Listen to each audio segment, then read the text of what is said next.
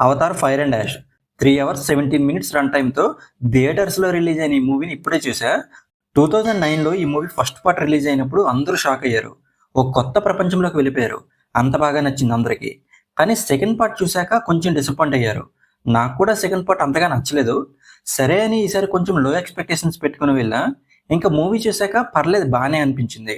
Second part కంటే బాగుంది. కానీ అవతార్ ప్రీవియస్ మూవీస్లో ఉండే ప్రాబ్లమే ఇందులో కూడా ఉంది.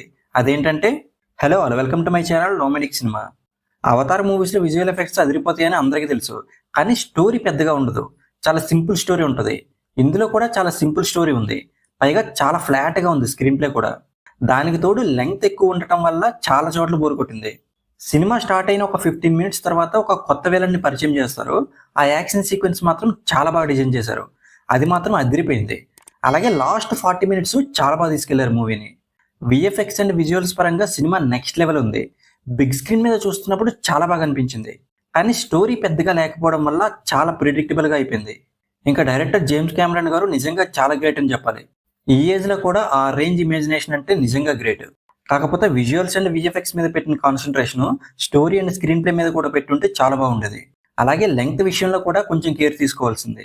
ఇంకా ఓవరాల్గా ఈ మూవీ గురించి చెప్పాలంటే సెకండ్ పార్ట్ కంటే చాలా బాగుంది. కానీ స్టోరీ అండ్ స్క్రీన్ ప్లే పరంగా కొంచెం డిసప్పాయింట్ చేసింది.